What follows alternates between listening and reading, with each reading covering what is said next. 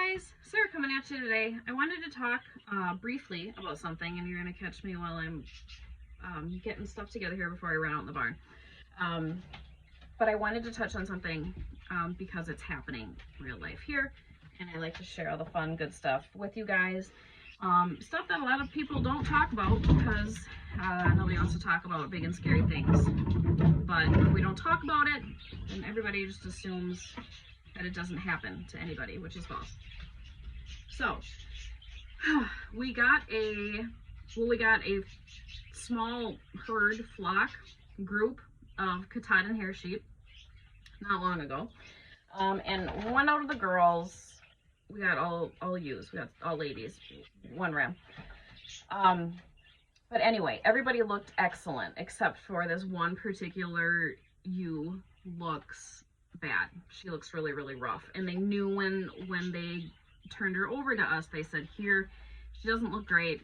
Do what you can, and we'll go from there. So we knew we were going to be getting in something a little whatever. And I trust these people. I know these people.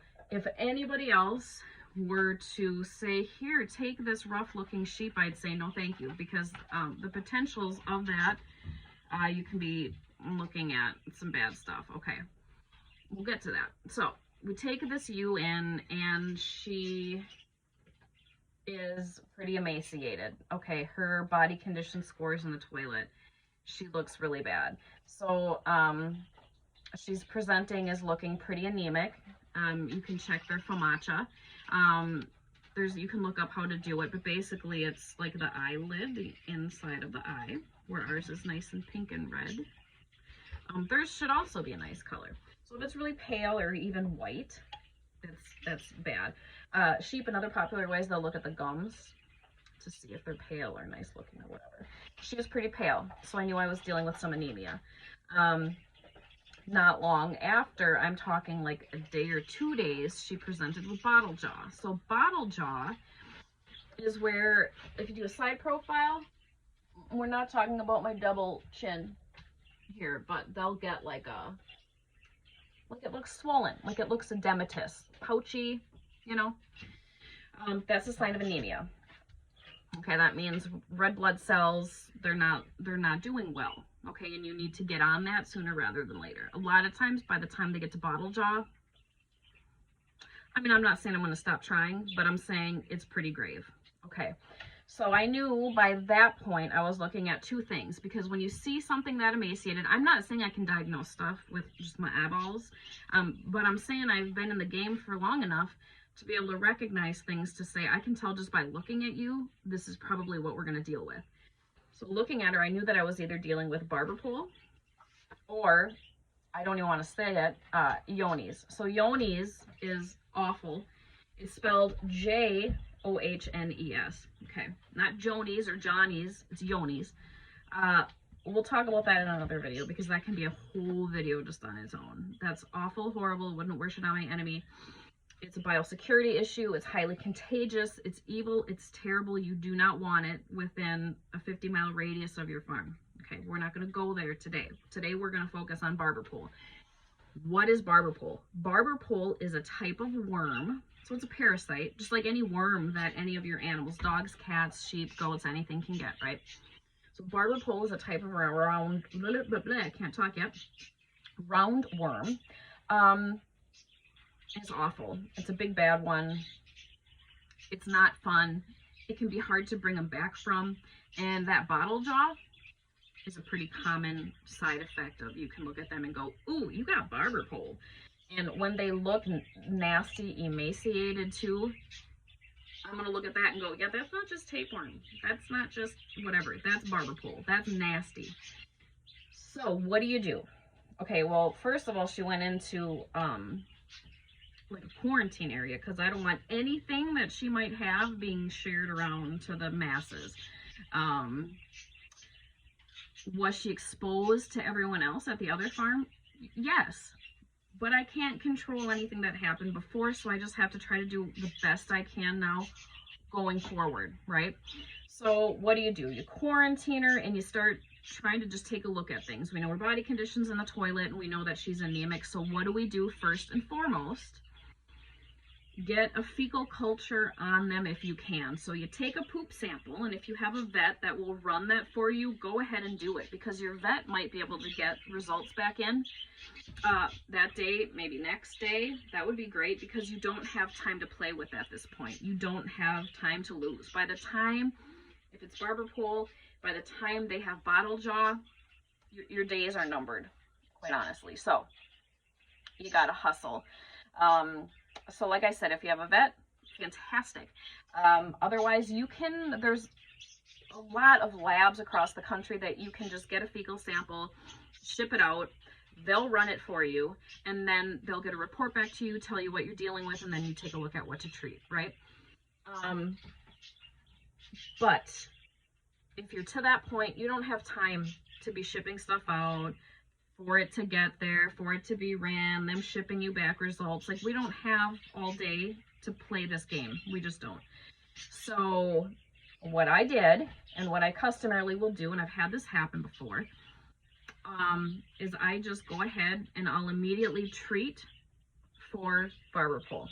Okay, I'm going to pull up, I have a protocol that I use, that is like my standard of practice that I do every time somebody has Barberpole, or I think they have Barberpole. Okay, so what do I do? The other thing I'm going to do right away is I'm going to draw a blood sample, and I'm going to send it out for a biosecurity panel to check for Johne's, CL, CAE. Those are 3 big bad things you don't want on your farm. We'll cover that at another time. For Barberpole, what I'm going to do is day 1, I am going to take and I'm going to deworm that animal with 2 different dewormers from 2 different classes. Okay, so dewormers, there's different kinds of worms, right? There's hookworms, pinworms, roundworms, all different kinds, and there's different dewormers to treat different types of worms. Okay, kind of like antibiotics in humans. If I have a strep throat versus if I have a staph infection, versus if I have a blood infection, versus if I have bronchitis, right? So there's different types. There's amoxicillin, there's levofloxacin, there's Omnicep, there's like a million different, right, antibiotics. So there's different dewormers just the same. So you can go anywhere on Google, you can look up, there'll be charts and they have little check marks. This treats liver fluke, Barberpole, mites, whatever. Okay, and there's different classes. Okay, so I'm gonna take 1 dewormer from 2 different classes. Okay, so my favorite is Safeguard and ivermectin. Okay, those are 2 different dewormers from 2 different classes. Okay, I'm going to deworm my animal according to what it should be, according to that, you know, what the dosage should be. Okay. I'm going to give those 2 dewormers at the same time on day 1, and I'm also going to treat them for anemia. Okay, so whether you're doing it by injection with your vitamins, or if you have red cell, which is an oral something, whatever it is that is your anemia treatment of choice, I'm giving that as well. 12 hours later, I'm doing that whole thing again, the 2 dewormers and my anemia treatment. Are you going to feel like you're overdosing your goat on dewormer, or sheep or whatever? Yes, because essentially you are. You need a big bolus to get in there and kick the parasite's butt, basically, in hopes of saving your animal. If you don't, your animal's going to die. So you might as well just do this and hope to God that it works. Okay, so I give the treatment once, I give the whole treatment again 12 hours later, and then I wait 10 days and I do the whole thing again, and then you're done. Okay, following that 10 days, you're just hooking up, catching up behind that next cycle of parasites as they're going through their life cycle. That's why you do that. Okay, some probiotics aren't a bad deal. You can do that with yogurt and just kind of drench them with some yogurt. Probios is the name brand just for animal kind of thing. It's up to you. And you know, you want to support them, so lots of fresh water. Some people swear by apple cider vinegar in the water. Some people believe in molasses in the water. Nice fresh supply of water all the time, a nice hay, and a nice grain. You want to be supporting them through this. Now, it does not matter I don't care if you're given calf manna, show manna, alfalfa bites, beet pulp. You can be throwing money out the nose, and all you're doing is feeding those parasites, to be honest, until you get that treatment under control and get those parasites out of there. So give the best you can, a nice supportive feed, but don't be like, oh my gosh, I'm spending hundreds of dollars on feed and it's not going anywhere. Well, no, because the parasites are just nom, nom, nom, nom, nom, and preventing that reabsorption. Which brings up another point, that sometimes if you have an animal that's had barber pole and you don't know how long they've had it, it can affect their future absorption of stuff. So you may always have somebody that looks a little bit unthrifty because they're just not absorbing. So if that's the case, some can come back and do a full regain, just full completely, and they're great and they look wonderful, like nothing ever happened. Some don't make it. Some come back and are just not the same. So that's a case-by-case basis. If that happens to you, then you need to take a look at after, what am I going to do now with this animal? And that's a whole nother topic for a whole nother day. But that's how you treat barber pole. That's your protocol to use. Now, you'll have some people that'll say, just go grab Prohibit, for instance, or the biggest gun dewormer that you can get your hands on, and just kick it in the butt there. And I'm going to tell you why I don't do that. Okay, that would be like if every time you go to a doctor for a sinus infection, for strep throat, if they said, you need to get admitted for IV antibiotics, you got to stay in the hospital for a week. Like, how dumb would that be when a Z-Pack could do it? You want to start out something that's just strong enough to take care of your problem, because what's happening is people are right away going for the strongest, biggest thing, and that is then when your resistance comes up. And what happens then someday, if you actually need something big and huge, if something really bad hits the fan, they're going to be completely resistant to that antibiotics, or dewormer, I'm sorry. That's a bad day. So don't just all of a sudden go, balls to the wall and, go crazy and overdo it. You want to do one dewormer from each 2 different classes, get that on board along with your anemia treatment. 12 hours later, do it again. 10 days later, do it again. And just support them through it.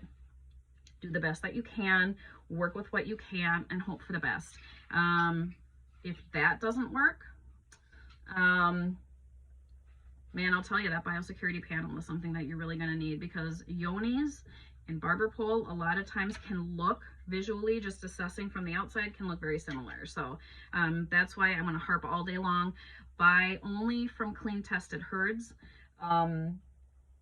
And just because somebody says they have a clean tested herd, which means they've had the biosecurity panels run every year, just because they say that, it doesn't mean anything without showing you. They need to show you proof of the documentation that they receive. If they've turned it in, they'll get it back from the lab saying, negative, negative, negative, whatever, and go from there. That's the best you can do to try to avoid things. Now, I'm not saying that's all the time foolproof either. We'll get into yonis at a later time. Yonis is evil and horrible because you can test negative, negative, negative, negative, negative for years, and then all of a sudden somebody will pop up positive, and it's like, what? And that's what's awful about it, because they can be positive, they can be shedding the disease, and still be popping up negative. So that's a whole nother topic for a whole nother day. You can do your best to try to maintain a closed herd, and be careful with where you're getting stuff from. You do what you can with what you have, right? And like I said, this ewe that we got, their flock is impeccable. They have amazing animals, beautiful animals. So why is there just one sick one in the flock? Who knows? Sometimes you'll just get one that's more susceptible, easier to run down. And to be honest, those are ones that you want to cull from your herd, especially in the case of like a Katahdin hair sheep, but in goats or anything too. You want the most resistant to win. You want the strongest, the fittest, the ones that don't get dragged down easiest.